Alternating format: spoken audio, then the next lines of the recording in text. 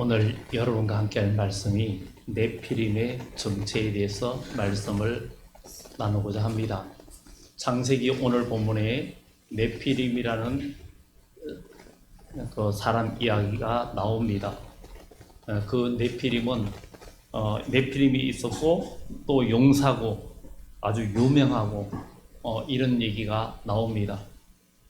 그런데 이 네피림은 그 의미가 장부, 용사, 불안당, 또 불량배 뭐 그런 의미도 있고 목이 길다 이런 뜻도 있습니다.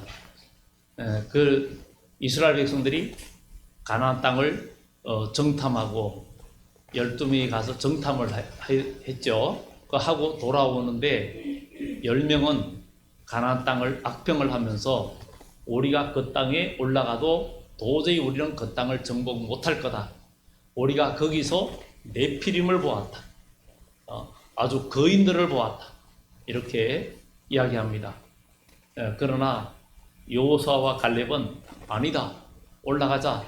그들의 신은 떠났고 그들은 우리의 밥이다. 하나님께서 능히 우리에게 취하게 할 거다. 그렇지만 10명은 아니야. 우리는 거기 가면 다 죽어. 우리가 보면 그들은 네피림을 보았는데 우리는 그들에 비하면 메뚜기에 불과해. 이러면서 귀가 죽어 있는 그런 모습을 보게 됩니다.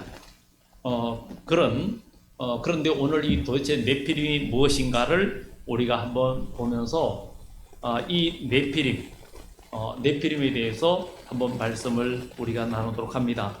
사람이 땅에 번성하기 시작할 때에 그러니까 그들에게서 딸들이 나니 이 노아 홍수 있기 이전에 사람들이 나이가 제일 오래 산 사람이 모두셀라인데 969세까지 살고 또 63세가 그렇게 많이 900세 이상 사는 사람들이 많은 시대였습니다. 그들이 800세 뭐 이렇게 되었는데도 불구하고 자녀를 낳고 이런 시대였습니다.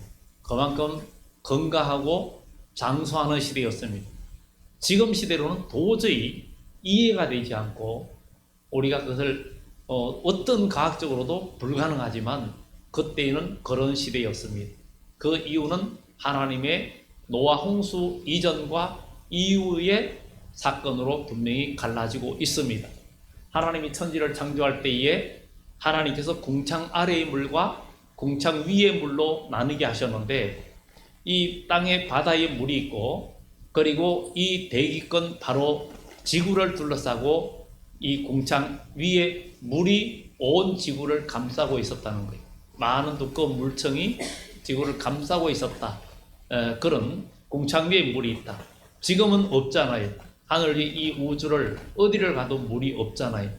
그런데 노아 홍수 이후에는 이 땅에 물 홍수가 난 후부터는 이 땅에 추위도 있고 겨울도 있고 여름도 있었어요. 그런데 노아 홍수 이전에 궁창 위에 물이 있을 때는 지구가 꼭 하우스처럼 남극이든 북극이든 모두가 온화하고 그런 상황이었는데 홍수 이후에는 그야말로 추위와 더위가 있었고 그리고 사람의 수명이 급격히 짧아지기 시작했습니다. 홍수가 끝나고 나서도 200세, 뭐 180세, 185세 이렇게 살고 하는데 상세히 보면 점점 나이가 줄어드는 것을 보게 됩니다. 그것이 바로 어떤 오늘날에는 태양의 유해 그 자외선이라든가 이런 것들의 영향이 크다는 얘기를 하고 있습니다. 이것은 창조에 대한 이야기를 통해서 다음에 또 말씀을 나누고요. 그런데 이 네피림이 있었는데 오늘 여기 보면 번성하기 시작할 때 그들에게서 딸들이 나니 하나님의 아들들이 사람의 딸들의 아름다움을 보고 자기들이 좋아하는 모든 여자를 아내로 삼는지라. 그러면서 여호와께서 이르시되 나의 영이 영원히 사람과 함께하지 아니하리니 이는 그들이 육신이 됨이라. 육신이 됨이라. 육체가 되었다. 이렇게 말을 하고 있습니다. 결국은 이 아름다움을 봤다는 것은 히브리어에도 그 보면은 정말 나라고 되어 있으면서 주도 면밀하게 주시한다, 조사한다, 그냥 본다는 게 아니라 아주 그냥 주도 면밀하게 주시하고 아주 거기에 집착하는 것을 이야기합니다. 그러면서 자기들이 보기에 좋은 대로 모든 사람과 결국은 아내로 삼는다 그랬어요. 이것은 한 사람이 아니라 하나님은 한 남자와 한 여자를 만드시고 둘이 한 몸이 되게 하셨는데 자기 눈에 좋은 대로 모든 사람을 아내로 삼는 이런 일이 일어나고 있다는 것을 이야기해주고 있습니다. 결국은 이 가정이 올바른 가정이 아닌 그런 사람이 되는 그런 상황이 됩니다. 이때 하나님께서 나의 영이 사람과 함께하지 아니하리라 이렇게 이야기합니다. 왜냐하면 그들이 여호와께서 이르시되 나의 영이 영원히 사람과 함께하지 아니하리니 이는 그들이 육신이 됨이라 그랬어요. 육신이 됐다. 육신이 됐다는 것은 결국은 하나님의 영이 있는 사람이 하나님의 사람이고 하나님의 영이 없으면 하나님의 사람이 아니라는 것인데 이것을 좀 더 우리가 쉽게 이야기하면 이 성경을 보면서 이런 생각이 들었습니다. 오늘날 우리나라에도 이제 그 개고기를 못 먹게끔 법적으로 이렇게 하는데 왜 유일하게 다 같은 짐승인데 개를 왜 그랬을까 이 생각을 해보면서 개는 그 중에서 좀 영리한 것들은 사람의 뜻을 이해하고 심부름도 하고 주인을 기쁘게 해주고 잘 따릅니다. 그래서 전에는 애완견을 했다가 요즘은 반려견으로 이름이 바뀌어진 시대가 되었습니다. 그러니까 짐승이 반려견이 된 거예요. 심지어는 반려자라고도 말을 하기도 합니다. 이런 시대가 되었어요. 그런데 왜 그럴까? 이 개는 사람의 뜻을 알고 뭔가 사람을 기쁘게 해주고 심부름도 하고 이러니까 어떻게 그런 개를 사람이 식용할 수 있느냐? 그런데 돼지라든가 닭이라든가 다른 짐승들은 전혀 그러지 않죠. 만약에 돼지가 사람의 뜻을 알고 심부름도 하고 집안 청소까지 한다든가 뭐 이런다면 못 그러겠죠. 그런데 짐승은 그냥 짐승으로 끝나고 물고기도 그렇고 그러다 보니까 식용으로 꺼리낌 없이 사람들이 식용을 취합니다. 물고기도 마찬가지로.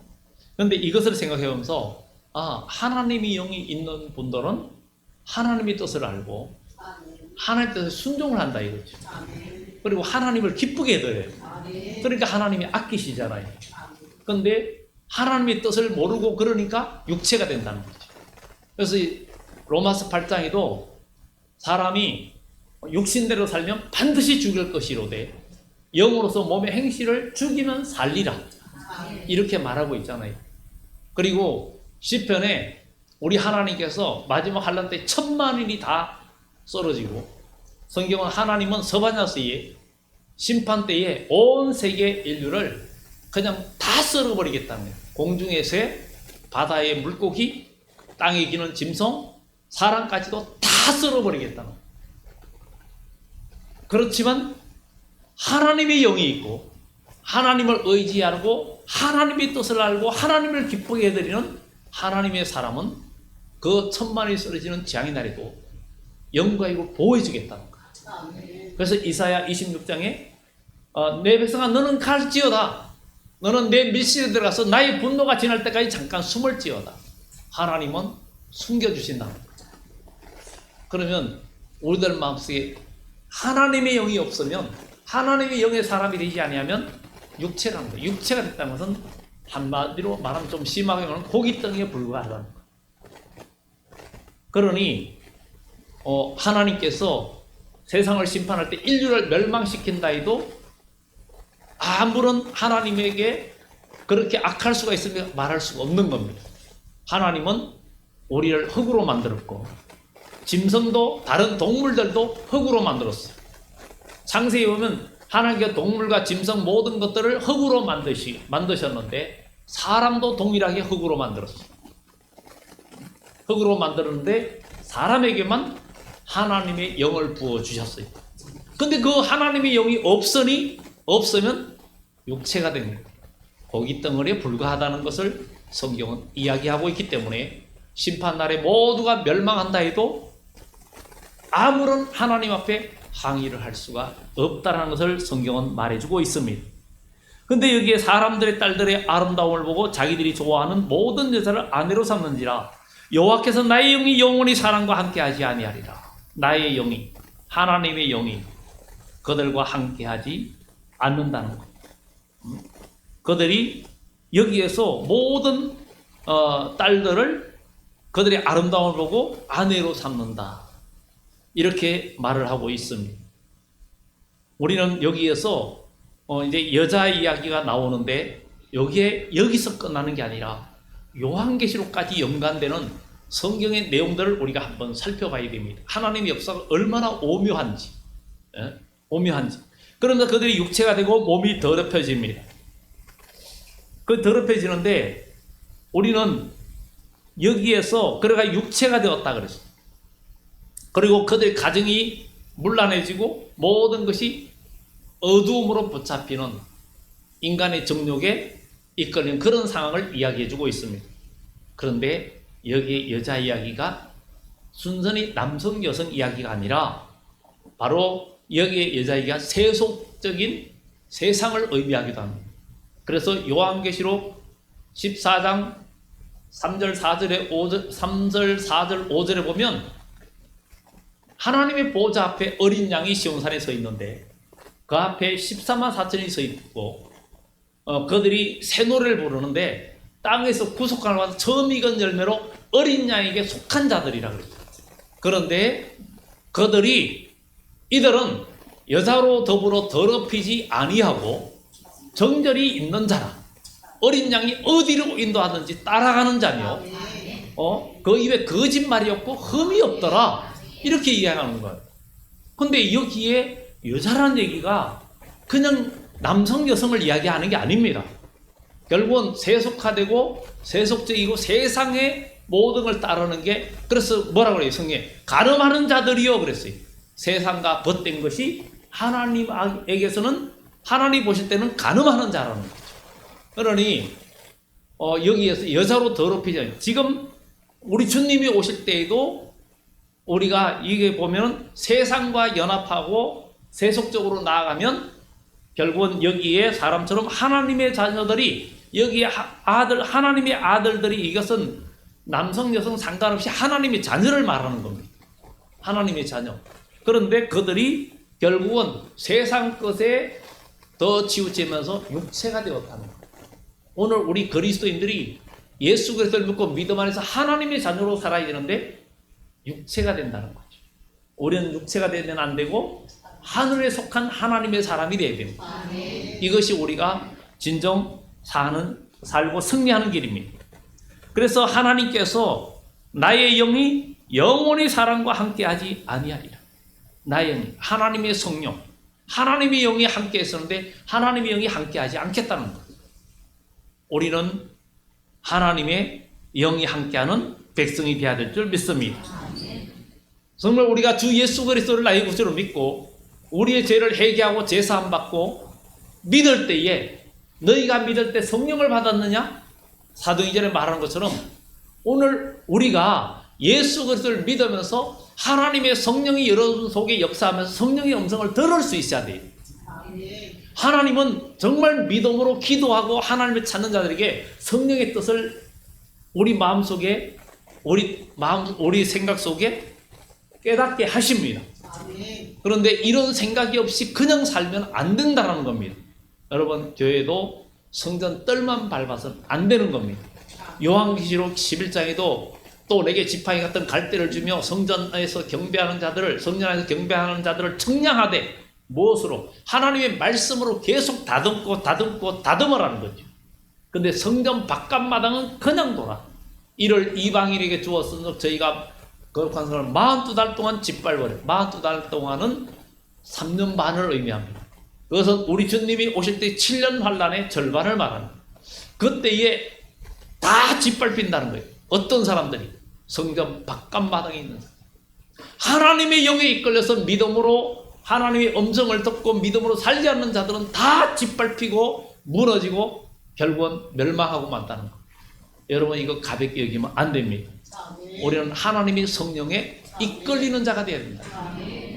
나의 영이 사람과 함께 하지 않겠다. 지금 함께 하지 않는데 우리는 어떻게 하나님의 영이 우리와 함께 하십니까? 우리가 회개하고 제사함 받고 예수 그리스도를 믿음으로 주님을 나의 구주로 믿을 때 로마서 10장 9절 10절의 말씀처럼 사람이 마음으로 믿어 의에 이르고 입으로 시인하여 구원에 이르느니라. 그러니 입으로 시인할 때 주의 성령이 우리 속에 오시잖아요. 그리고 성령을 하나님 말씀을 깨닫게 되고 그 말씀대로 우리가 살아가고 청량을 받고 그리고 청량받는다는 것은 하나님의 말씀에서 내 생활과 습관과 모든 게 고쳐진다는 얘기입니다. 고쳐진다는 거예요. 믿음의 분량을 채우고 믿음의 행동과 모든 생활들이 바뀌어진다는 거예요. 그게 청량받는 삶이에요. 신앙생활 하는데 옛날이나 10년 전에 20년 전이나 전혀 변화가 없다는 건 청량 안 받는다는 얘기입니다. 여러분 우리는 정신 차리고 믿음 생활 하지 아니하면 큰일 납니다. 우리는 정말 믿음으로 산다는 것이 얼마나 귀한 일인지. 육신대로 살면 반드시 죽고 또 행실을 죽이면 하나님의 말씀과 영으로서 우리의 육체 행실을 죽이면 산다 그랬다는 것을 우리는 기억해야 됩니다. 그래서 우리 하나님께서 그들이 육체가 되었다 고깃덩어리가 되고 말았다. 그러나 그들의 날은 120년이 되리라 하시니라. 120년이라는 것은 노아가 500세가 된 후에 셈과 함과 야벳을 낳았는데 하나님께서 그에게 심판을 선포했습니다. 방주를 지어라 그랬습니다. 그런데 120년이라 한 것은 방주 만드는 기간이라고 말할 수는 없어요. 그러나 그 사이에 몇 년 걸렸는지는 모릅니다. 그러나 그가 방주를 짓는데 120년 후에 유예기간의 심판이 오겠다는 거예요. 그런데 실제로 120년에 심판이 온 게 아니에요. 실제로는 100년 후에 심판이 왔습니다. 노아가 600세 되는 해에 홍수의 심판이 일어났는데 20년이 감해졌어요. 근데 마태복음 24장에 그런 말씀이 있습니다. 그 날들을 감한다는 말씀이 있습니다. 그 말씀을 보면은 너희가 도망하는 일이 겨울이나 안식일이 되지 않도록 주의하라. 그러면서 그때 큰 환란이 있겠다. 창세기로부터 지금까지 없던 큰 환란이 있고 환란이 이후에도 그런 날 없다. 그러나 그 날들을 감하지 아니하면 모든 육체가 구원을 얻지 못할 것이나. 그러니까 여기에 보면 그 날들을 감하지 아니하면 모든 영혼이라 말하지 않고 모든 육체가 구원을 얻지 못할 것이나 그러나 택하신 자들을 위하여 그 날들을 감하시리라. 여기에 말뜻은 우리가 또 한 가지를 생각할 게 있습니다. 우리가 구원받는 것은 지금까지 예수님의 탄생부터 지금까지 구약시대의 모든 지금까지는 우리가 지금 신약시대를 은혜시대라 그럽니다. 예수 그리스도의 십자가의 은혜시대라. 우리가 십자가의 은혜로 구원받고 우리 영혼이 은총을 입고 구원을 받았어요. 그래서 우리는 죽어도 산다는 거죠. 영생의 복을 누린다는 거죠. 그런데 주님의 재림의 때의 환난 날에는 육체까지 구원받는다. 육체까지 살아서 주님을 영접하고 그래서 고린도전서 15장에도 우리가 다 잠잘 것이 아니라 마지막 나팔에 변화되리라. 죽을 몸이 죽지 않을 몸으로 변화되리라. 이 일도 우리는 될 줄 믿어야 됩니다. 우리 때에 될는지 아닐지 그거는 모르지만 우리가 이 시대를 볼 때 주님의 때는 점점 가까우고 있기 때문에 우리는 이런 부분들을 대비 생각을 해야 됩니다.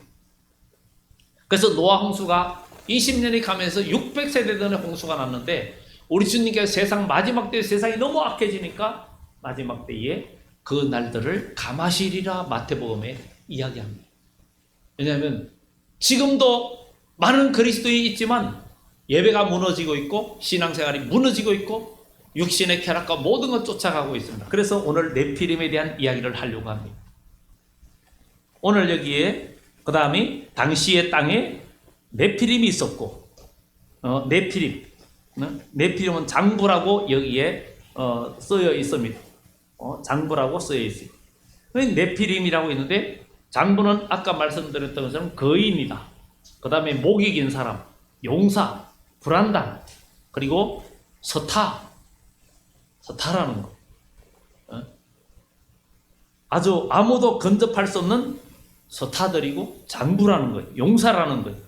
그들이 있었고 그 후에는 그 후에도 하나님의 아들들이 사람의 딸들에게 들어와 자식을 낳았으니 그들이 용사라 고대의 명성 있는 자라 있는 사람들이었더라. 이것을 가지고 우리가 뭐 그리스 신화에 나오는 헤라클레스니 누구니 이런 얘기를 하는데, 아니 원래 그리스 신화는 성경에 근거해서 나온 거지.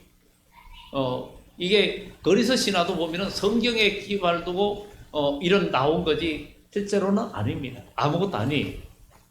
근데 여기에 그러면 왜 이런 말씀이 여기에 네피림 이야기가 나왔는가? 이것을 우리가 살펴봐야 됩니다. 오늘날 이 시대가, 그러니까 이 네피림, 서타, 장부, 용사들이 모두를 지배하고 모두가 이 네피림을 동경하는 시대가 되었습니다. 네피림, 가장 거인, 장부, 용사, 서타, 정치계에도 서타가 네피림이 있고 연예계에도 네피림이 있습니다. 그들만이 모든 인기와 부와 모든 것을 독식하고 그런 시대가 되었어요. 경제계도 그렇고. 그러니까 그리스도인들도 오늘날 네피림이 되고자 한다. 육적으로 뭔가 거인이 되고 육적으로 뭔가 서타가 되고 그것만이 존경받고 그것만이 뭔가 살 길 같고 그것만이 희망의 시대가 되어져 가고 있습니다. 그러니 모두가 이 네피림을 동경하는 그런 시대가 되었다는 거예요. 우리는 이 네피림은 거인이기도 하고 또 목이 길기도 해요. 사람은 자기가 있으면, 자기가 뭔가 가진 게 있으면 목에 힘을 주고 목을 더 뻣뻣하게 그렇게 네피림이 된다는 거. 여기는 네피림이 한 분도 안 계시기를 예수 이름으로 축원합니다. 주 안에서 우리가 부도 모든 것도 주 안에서 주님보다 우선이 돼서는 안 되는 거예요. 우리는 네피림을 동경하면 우리는 망합니다. 우리는 작은 자로 여길 때 복이 있습니다. 사울도 작은 자로 여길 때 하나님이 왕으로 세웠고, 바울도 나는 제 중에 계수고 정말 베냐민 지파 가장 작은 자 지파 중에서 하나님은 그를 세웠는데 항상 그를 작게 여겼어요. 하나님은 겸손한 자와 함께합니다. 하나님은 마음이 겸손한 자와 함께, 네피림과 절대 함께하지 않습니다. 우린 네피림을 공경하는 그런 사람이 되어서는 안 된다는 것입니다. 여호와께서 사람의 죄악이 세상에 가득함과 그의 마음으로 생각하는 모든 계획이 항상 악할 뿐임을 보시고, 그러니까 생각하는 것이 항상 악하니까 그들의 계획과 모두 하는 것이 하나님의 뜻하고 상관없는 일. 교회 와서 예배 드리는데 예배만 끝나면 그냥 나가서 세상에 즐길 일만 생각합니다. 뭔가 돈 벌고 잘 살고 누리고 뭔가 여러 가지 나의 욕심의 쾌락, 어떤 즐거움, 이것을 더 생각하는, 다 네피림을 추구하는 시대가 되었어요. 먼저 그의 나라와 그의 의를 구하라 그랬는데, 우리 하나님은 이 세상 천지를 창조하고 생육하고 번성하라 하신 이유는 우리 하나님께서 영원한 천국을 예비하시고 거기에 많은 나라를 만드시고 이 땅에서 믿음의 승리자들에게 왕권을 주고, 그리고 그 나라에 많은 백성들이 그 상급을 따라서 하나님 나라를 구성해 가지고 흙으로 만든 인생이지만 하나님은 죽지 않을 몸으로 변화시켜서 영생하는 복을 주시려고, 그게 하나님의 목적, 창조의 목적인데 하나님의 창조의 목적은 다 상실하고 육신을 추구하면서 육적으로 살아가는 그런 시대가 되어서 오늘날 예배라는 형식만 살아있고 정말 주의 말씀을 지키면서 눈물 흘려 기도하면서 내 영혼이 살고자 하는 그래서 전에는 심령 부흥회다 해가지고 정말 기도하면 열심히들 모이고 그야말로 전도하고 열심히 했는데 이런 것들이 점점 식어져가고 믿음의 껍데기만 남아있는 시대, 예수님이 오실 때에 그 바리새인들과 그 형식만 남아있는 그 모습이 오늘날의 현실의 모습과 너무나 다를 바가 없다는 거예요. 그래서 누가복음 18장에 예수님께서 인자가 올 때에 땅에서 믿음을 보게 됩니다. 믿음을 보게 됩니다. 우리는 오직 의인은 믿음으로 살리라 하는 그 하박국 2장의 말씀처럼 정말 우리는 이런 것들을 보면서 우리가 믿음 안에서 산다는 것이 얼마나 중요한지, 우리 마음속에 어떤 생각이 가득 차 있는, 하나님의 말씀대로 내가 살고 믿음을 지키고 나아가야 되겠다는 그 생각, 오직 우리 마음속에 예수님 생각으로 가득 차고 하나님 말씀이 내 마음과 생각을 나를 지배하는 그런 사람이 하나님의 은총을 입게 됩니다. 사람들은 자기가 언젠가 그랬죠. 사람들은 자기가 하나님이 되어서, 그래서 하나님 말씀에 순종을 못합니다. 순종 못하고 자기 뜻대로 신앙생활, 성경에 하나님의 선포되는 하나님의 말씀에 나를 복종시키지 못하고 내가 하고 싶으면 하고 하기 싫으면 안 하고, 직분도 내가 하고 싶으면 하고 하기 싫으면 안 하고, 하나님의 일도 내 기분에 따라서, 절대 이것은 있을 수 없는 일입니다. 우리는 하나님이 창조하신, 여러분이 무엇을 만들었는데 여러분 뜻대로 그것이 사용 안 되어지면 폐기 처분합니다. 자동차 쓰다가 영 말을 안 듣고 안전에 위협이 되면 폐기 처분하죠. 어떤 것도 마찬가지. 우리 사람도 하나님의 흙으로 빚었어요. 하나님의 영을 부어주셨기 때문에 하나님의 영이 있는 자만이 하나님의 자녀입니다. 그래서 로마서에 뭐라 그래요? 우리에게 양자 영을 주셔서 하나님을 아바 아버지라고 부르게 하셨다 그랬어요. 그런데 하나님의 영이 없으면 하나님의 자녀가 아니고 육체입니다. 복이 뜨문 아무것도 아닙니다. 그러면 세상을 하나님께서 온 세상을 심판할 때 천만이 다, 그래서 성경의 선지서에 뭐래요? 사람들의 시체가 길에 분토처럼 쓰레기처럼 그냥 쌓여지는데, 그때는 사람이 서로 위로하거나 슬퍼하거나 위로할 수가 없다는 거예요. 온 인류에게 다 임하는 거예요. 그렇지만 하나님의 택한 백성을 믿음을 지키는 자는 그날의 육체의 구원을 맛보게 된다. 이게 성경이 약속한 거예요. 그래서 우리 주님께서 다니엘서 12장에도 그때 큰 환란이, 마태복음 24장에 큰 환란이 있는데 전에도 없고 후에도 없는 환란이라고 그랬고, 다니엘서 12장에도 개국이 이래로 없던 환란입니다. 그때 대군 미가엘이 일어날 것이요, 그리고 무릇 하나님의 생명책에 농맹된 자들은 다 구원을 받는다. 이사야 4장에도 이는 주께서 심판한 영과 소멸한 영을 시온의 딸들의 더러움을 씻으시며 예루살렘의 딸들의 더러움을 청결케 하실 때가 됩니다. 무릇 예루살렘에 남아있는 자, 그 이름의 생명책에 농명된 자, 그런 자들은 거룩하다 칭을 받고 하나님께서 그들 위에 천막을 덮으시고 그들을 지켜주신다. 이렇게 이사야서에도 말을 해주고 있습니다. 우리는 세상 풍속과 세상 즐거움은 시간은 잠깐입니다. 주님을 찾고 기도하면서 인내의 말씀을 지키는 것, 이것이 우리가 사는 길이고 복이라는 것을 우리 기억하고 믿음 안에서 나가야 됩니다. 여러분, 네피림을 동경하는 마음이 여러분 속에 있으면 그것이 언젠가는 나를 무너뜨립니다. 여호수아 11장에는 가나안 정복전쟁 북부전투가 나옵니다. 여호수아가 가나안 땅을 점령할 때에 먼저 여리고를 치면서 허리를 자릅니다. 우리나라 6.25 때에 메가 장군이 인천 상륙작전하면서 먼저 허리를 자르고 남쪽을 또 점령하면서 그 다음에 북진하는 것처럼 꼭 이스라엘 여호수아가 허리를 자르고 남부전투에서 해를 멈춘 기도, 그런 전쟁이 있었고, 그 다음에 북쪽 전투를 하는데 그 갈릴리 호수 위에는 또 메론 호수가 있습니다. 작은 호수가 있습니다. 그 위에 헬몬산이 올라가서 있고, 그런데 거기에 가나안 북부에 많은 군대가 모였는데 총 다 모였어요. 그런데 성경에 보면 거리하게 하신 것은 하나님께서 거리하게 하신 거다. 그들을 한꺼번에 모아서 다 멸하고 약속의 땅을 주기 위함이라는 거죠.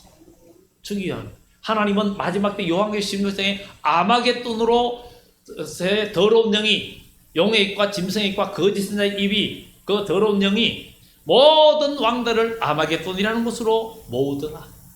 선과 악의 대결, 마지막 인류 최후의 심판을 위해서 모은다 그랬어요. 그것은 하나님께서 세상을 심판하고 하나님은 이사야서 이 땅을 고치고 이 땅에 천년왕국을 이루고 천년왕국 끝에 이 땅이 아닌 새로운 영원한 천국에 모두 들어가기 때문에 요한계시록 21장에 땅의 왕들이 자기 왕권을 가지고 거리로 들어가는데 그들의 누림이 영원하고 영원하고 세세토록 왕노릇하리라.